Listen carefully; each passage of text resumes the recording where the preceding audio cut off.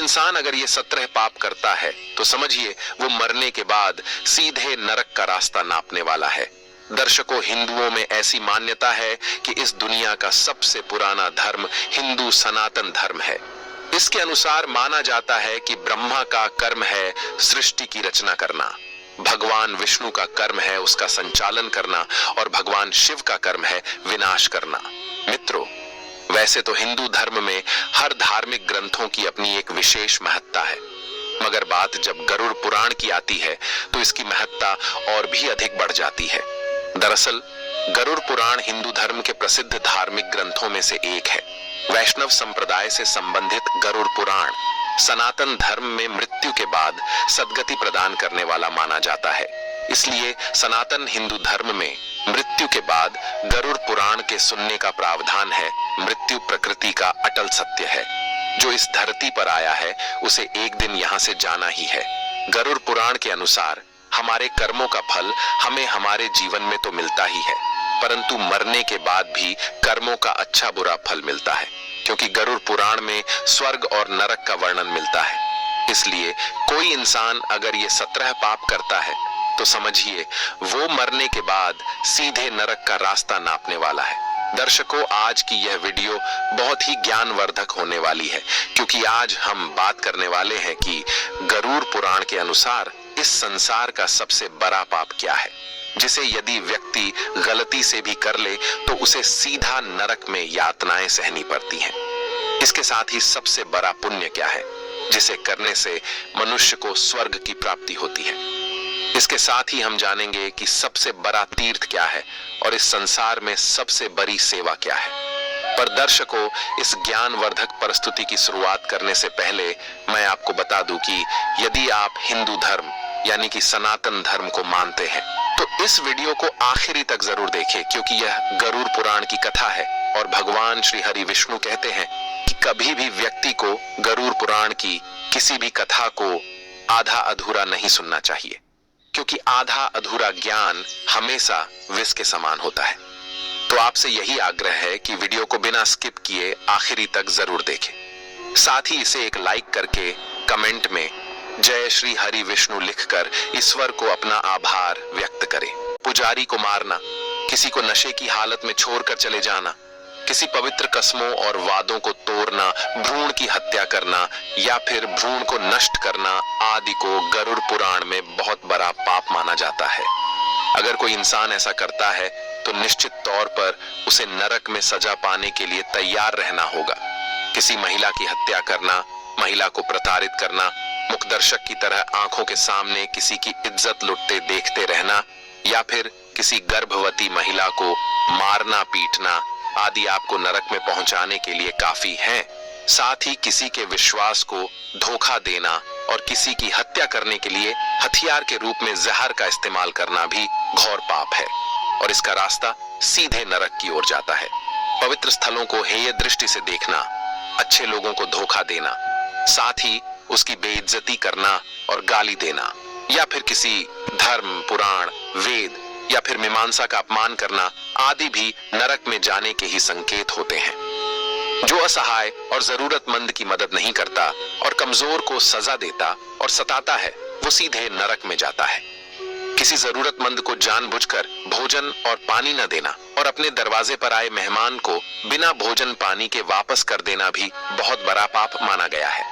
मित्रों, इसके साथ ही जो किसी की मदद करने के बजाय उससे कुछ छीनता है, जो अपनी भलाई के लिए दूसरे का जीविकोपार्जन छीन लेता है या फिर किसी धार्मिक फैसले को गलत ठहराता है, वो मरने के बाद सीधा नरक की ओर ही जाता है।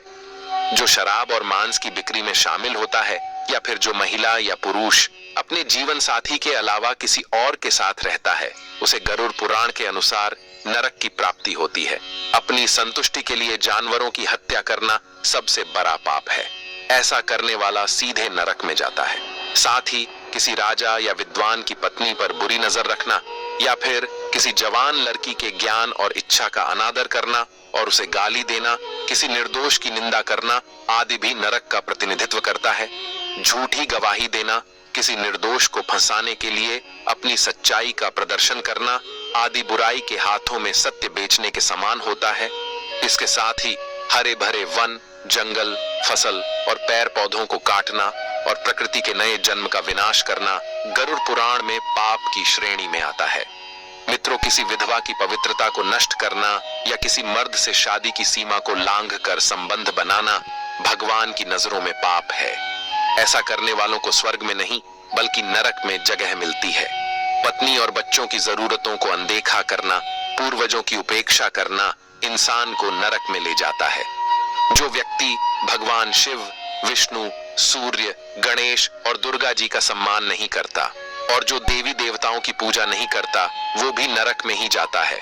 जो किसी महिला की इज्जत लूटने के इरादे से उसे शरणार्थी के तौर पर आश्रय देता है और उसकी आड़ में वो अपराध करता है, वह सबसे बड़ा पापी होता है। जो पवित्र आग, पवित्र पानी, बगीचे या गौशाला में मलमूत्र का त्याग करता है, इसे बहुत बड़ा पाप माना गया है और ऐसे व्यक्ति को खुद यमराज सजा देते हैं और उसे नरक में भेज देते हैं।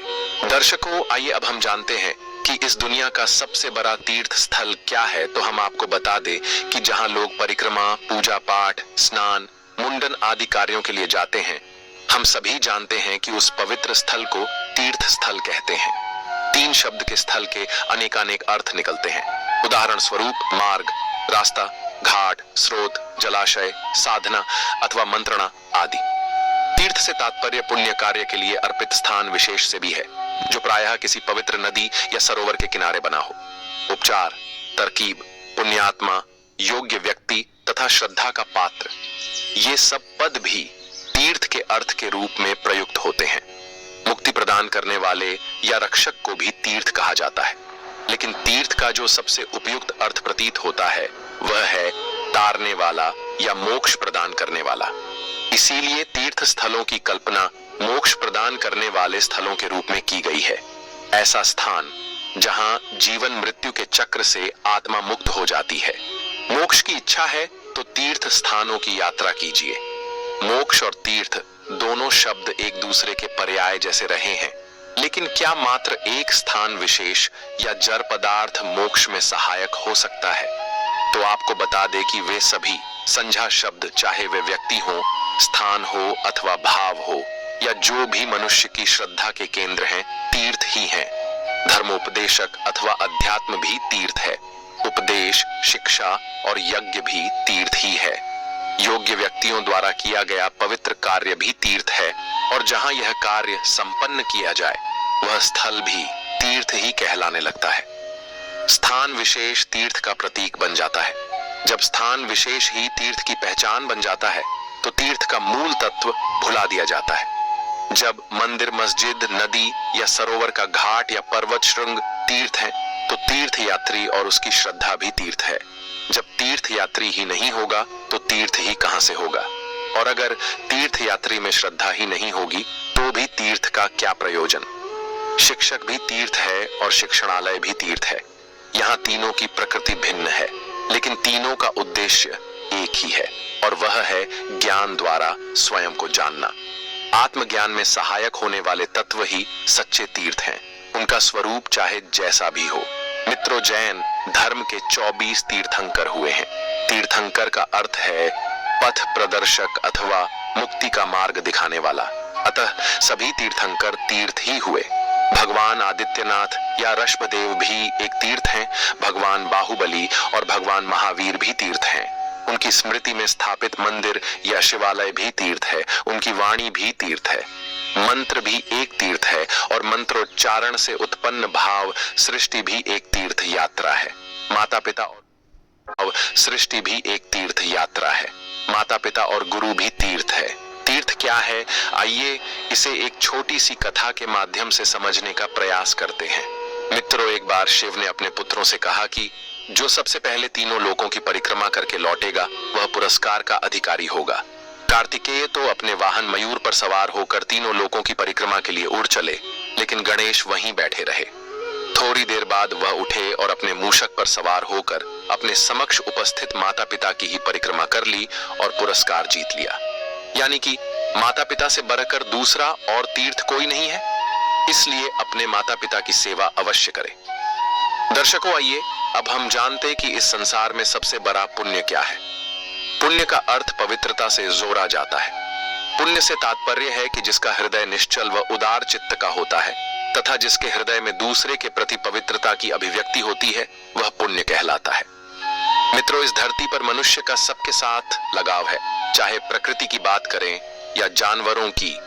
यह लगाव कहीं ना कहीं लाभ या फायदे का लगाव है, क्योंकि मनुष्य की प्रकृति है कि जो चीज उसे फायदे की लगती है उसे वह उसी समय अपना लेता है, तथा जो चीज उसे फायदा नहीं पहुंचाती उसे कूड़े के ढेर में ढेर कर देता है।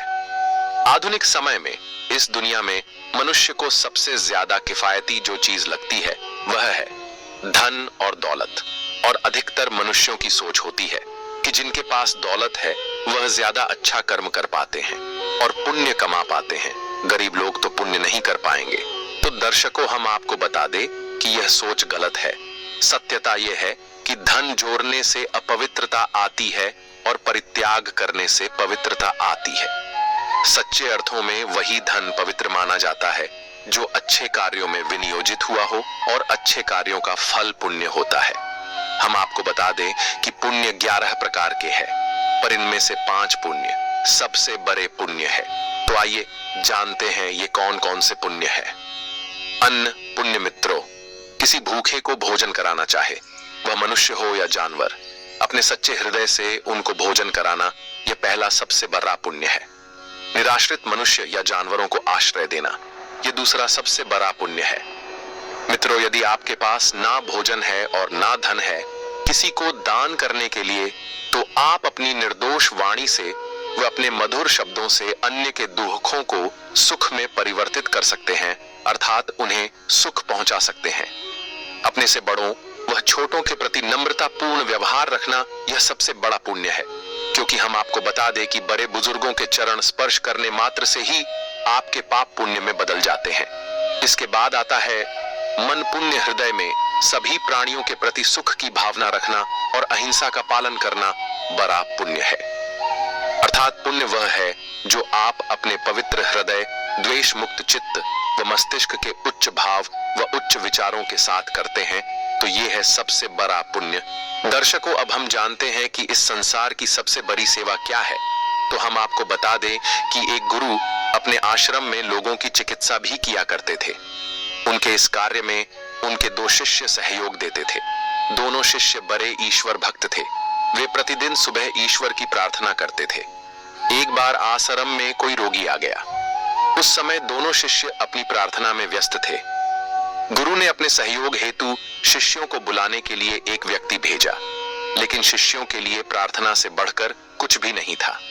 जब वह व्यक्ति शिष्यों के पास गया तो उन्होंने कहा, अभी हमारी प्रार्थना चल रही है, प्रार्थना समाप्त होते ही हम आते हैं।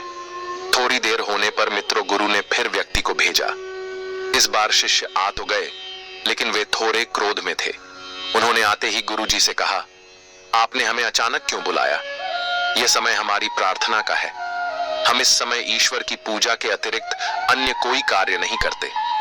तब गुरु ने उस रोगी की ओर इशारा करते हुए कहा, मैंने इस व्यक्ति की सेवा के लिए तुम्हें बुलाया है। देवता तो किसी भी समय प्रार्थना स्वीकार कर सकते हैं, लेकिन सेवा करने का समय कभी कभी ही आता है। सेवा प्रार्थना से ऊंची है, क्योंकि देवता भी यदि किसी की सेवा करना चाहें तो नहीं कर सकते। उन्हें भी सेवा करने के लिए मनुष्य शरीर धारण करना पड़ेगा। जो मनुष्य सेवा करता है उसकी अल्प समय की प्रार्थना को भी देवता स्वीकार कर लेते हैं। मित्रों, गुरु की बात को समझकर शिष्य अपने किए पर लज्जित हुए और उस दिन से प्रार्थना से अधिक महत्व सेवा को देने लगे। वे समझ चुके थे कि देवताओं की प्रार्थना करना मनुष्य का आध्यात्मिक कर्तव्य है, लेकिन प्रार्थना के कारण किसी को पीड़ा हो तो देवता भी उस प्रार्थना को स्वीकार नहीं करते। प्रार्थना उसी व्यक्ति की स्वीकार की जाती है जो सेवा भावी होता है।